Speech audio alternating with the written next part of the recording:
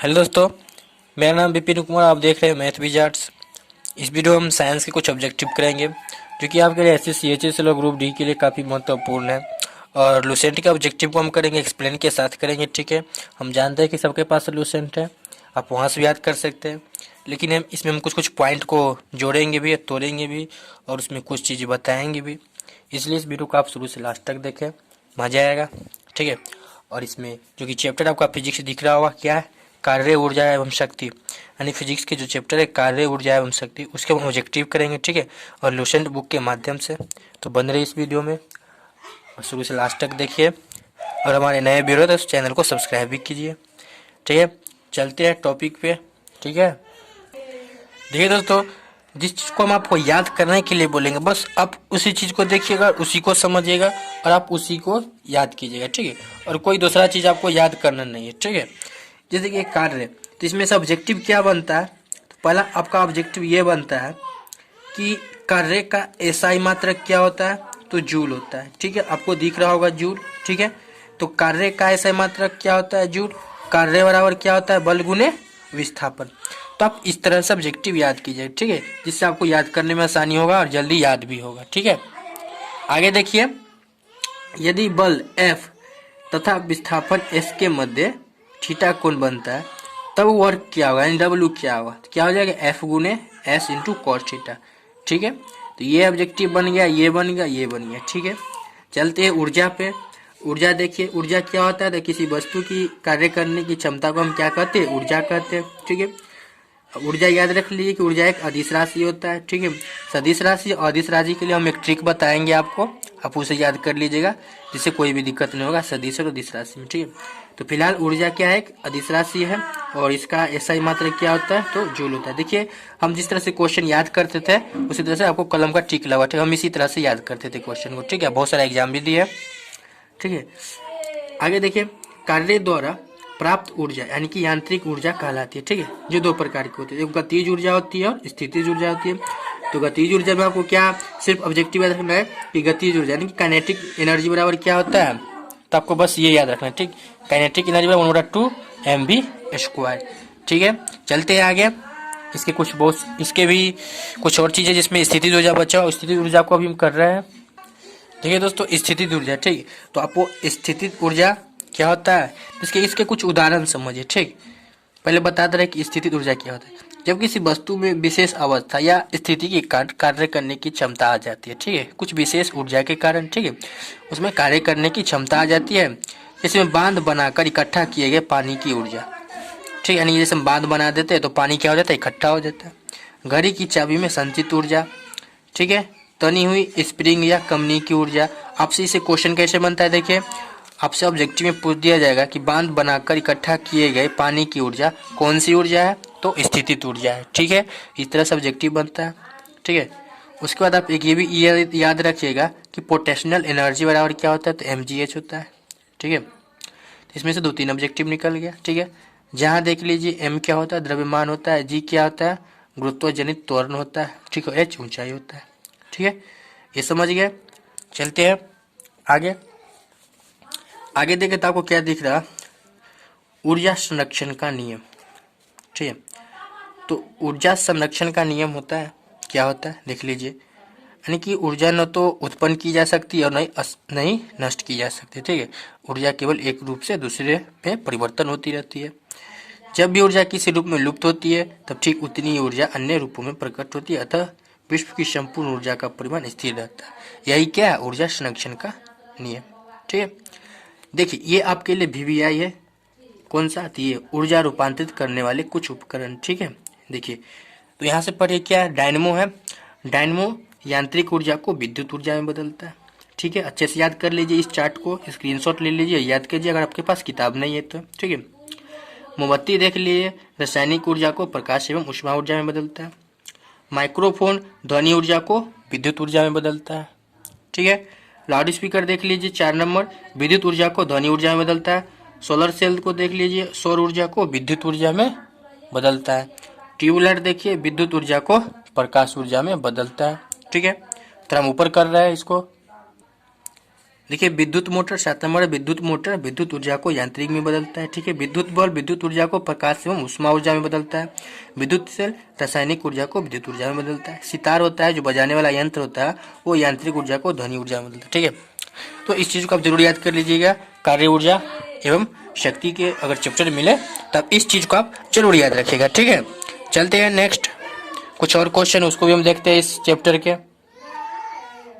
देखिए दोस्तों, संवेग एवं गतिज ऊर्जा में संबंध क्या है, यानी कि काइनेटिक एनर्जी में क्या संबंध है, संवेग एवं काइनेटिक एनर्जी में P²/2m। आप इसे अच्छे से याद रखिएगा, ये ऑब्जेक्टिव में आ सकता है। ठीक है, देखिए हम भी याद किए थे तो टिक लगाए हुए। ठीक है, जहाँ P क्या होता है, संवेग होता है। ठीक है, आगे देखिए शक्ति, ये एक टॉपिक है, क्या गया, शक्ति, पावर। ठीक है, तो इसमें से आपको क्या क्या याद रखना है, तो पहला नंबर तो शक्ति का ऐसा ही मात्रक याद रखिएगा। शक्ति का ऐसा मात्रक क्या होता है, वाट होता है।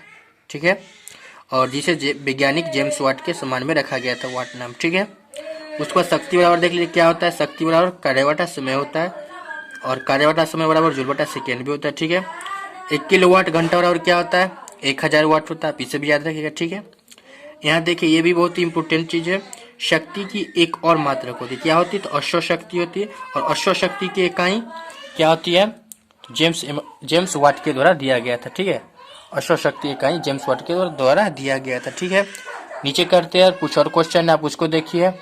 देखिए दोस्तों, इसको देखिए क्या है यहाँ पे, वाट सेकेंड, 1 वाट सेकेंड बराबर क्या होता है, तो बोल सकते 1 जूल भी होता है। ठीक है, 1 किलोवाट घंटा, ये बहुत ही इंपॉर्टेंट है। ठीक है, 1 किलोवाट घंटा और क्या होता है, तो 3600 जूल होता है। ठीक, और 1 किलोवाट घंटा और ये हमेशा पूछा जाता है, इसको याद रखिएगा। तो क्या हो जाता है, आप ये याद रख सकते 3.6 × 10⁻6 जूल। ठीक है, तो कार्य एवं ऊर्जा एवं शक्ति के जो भी महत्वपूर्ण क्वेश्चन थे उसको हम करा दिए एक्सप्लेन के साथ। अब हम चलते हैं केमिस्ट्री पे। देखिए दोस्तों, तो रसायन विज्ञान के चैप्टर आपका क्या है, अम्ल, भस्म एवं लवण। ठीक है, यानी कि अम्ल, भस्म एवं लवण के कुछ ऑब्जेक्टिव हम भी करेंगे, एक्सप्लेन के साथ करेंगे। ठीक है, तो वीडियो को पूरा वॉच कीजिए, फुल देखिए, और उसके बाद हम बायोलॉजी के भी बहुत अच्छे क्वेश्चन बताएंगे। ठीक है, जानते हैं आपके पास बुक होगा, लेकिन हम जिस तरह से बताएंगे आपको जल्दी याद हो जाएगा, और आप मोबाइल भी रख कर भी कभी भी कहीं भी याद कर सकते हैं। ठीक है, अगर आपके पास बुक उपलब्ध नहीं होगा तो। ठीक है, चलते देखिए अम्ल, भस्म, लवण क्या होता है, इसको समझिए। देखिए क्या अम्ल है, अम्ल क्या होता है, तो एक तरह से एसिड होता है। ठीक है, अम्ल वे यौगिक पदार्थ है जिनमें हाइड्रोजन प्रतिस्थाप्य के रूप में रहता है, यानी कि हाइड्रोजन होता है जो प्रतिस्थापित के रूप में हमेशा रहता है। ठीक है, अर्यनियस के अनुसार अम्ल एक ऐसा यौगिक है जो जल में घुलकर H+ आयन देता है। ठीक है, तो अम्ल के जो डिफिनेशन है आपसे इससे ऑब्जेक्टिव भी बहुत ही बनता है। ठीक है, पूछ देगा आपका ऑब्जेक्टिव में, अर्यनियस के अनुसार अम्ल का क्या परिभाषा है। ठीक है, तो आप इसे अच्छे से याद रखिएगा, जिससे आपको अम्ल भी याद हो जाएगा, अम्ल की परिभाषा भी इस ऑब्जेक्टिव पूछता है। ठीक है, एसएससी में भी पूछा गया था ऑब्जेक्टिव। ठीक है, आप प्रीवियस ईयर देखिएगा तो मजा आ जाएगा। ठीक है, अब यहाँ देखिए क्या कुछ प्राकृतिक अम्ल है। ठीक है, और उसमें कौन सी अम्ल पाई जाती है उसको समझिए। ठीक है, तो हम पेपर को ऊपर कर रहे हैं। देखिए क्या है, सिरका, ये बहुत इंपॉर्टेंट है, इसे जरूर याद रखिएगा, कोई भी परीक्षा इसमें से 1 से 2 ऑब्जेक्टिव हमेशा आता रहता है। ठीक है, तो सिरका में कौन से अम्ल पाई जाती है, तो एसेटिक अम्ल, संतरा में सिट्रिक अम्ल, इमली में टार्टरिक अम्ल। ठीक है, टमाटर में ऑक्जेलिक अम्ल, दही में लैक्टिक अम्ल, नींबू में सिट्रिक अम्ल पाया जाता है। देखिए चींटी या डंक, यानी चींटी के डंक में कौन सा अम्ल पाया जाता है, मेथनोइक अम्ल पाया जाता है। ठीक है, उसके बाद अंगूर में देख लीजिए तो टार्टरिक अम्ल होता है। ठीक है, इसमें से देखिए इंपॉर्टेंट कौन कौन है, तो आप ये याद रखिएगा, सिरका, संतरा, टमाटर, दही, नींबू, चींटी। ठीक है, और इसी में से 1-2 ऑब्जेक्टिव आपको पूछा जाता है। ठीक है, देखिए और कुछ क्वेश्चन इस चैप्टर के हम उसको करते हैं। देखिए दोस्तों, अम्ल है तो अम्ल स्वाद में क्या होते हैं, खट्टे होते हैं। ठीक है, अम्ल का जलीय विनय लीली टिमस पद को लाल कर, ये इंपॉर्टेंट है, आप इसे अच्छे से याद रखिएगा। ठीक है, आगे चलते हैं।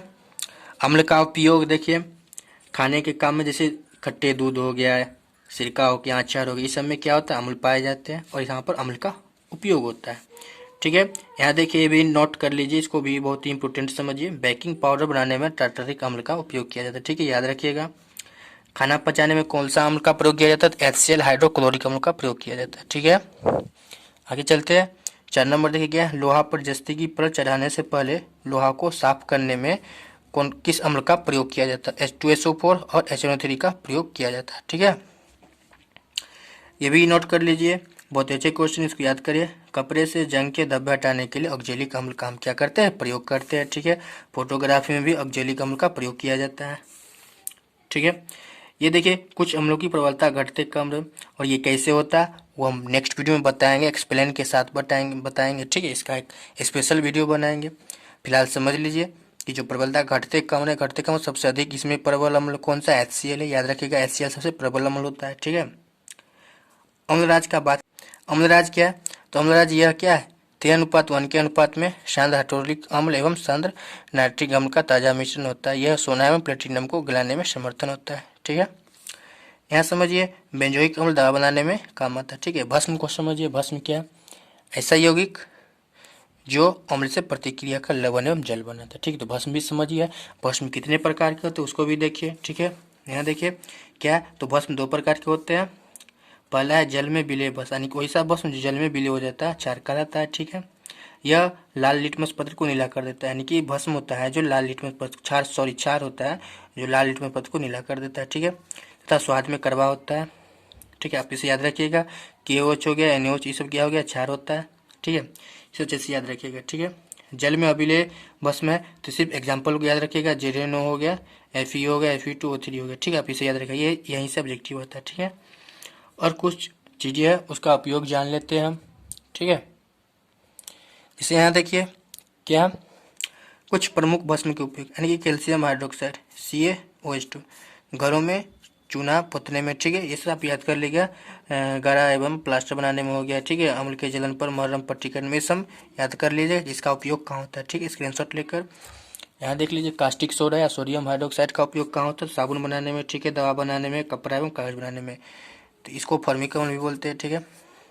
सॉरी फॉर्मिक अम्ल नहीं बोलते, फॉर्मिक अम्ल किसको बोलते हैं, चींटी के जब डंक में यहाँ पर देखिए, तो मेथनोइक अम्ल को फॉर्मिक अम्ल भी बोलते हैं ठीक है। याद रखिएगा NaOH है, यानी कि कास्टिक सोडा या सोडियम हाइड्रोक्साइड, इसको बोलते हैं ठीक है, हाइड्रोक्साइड।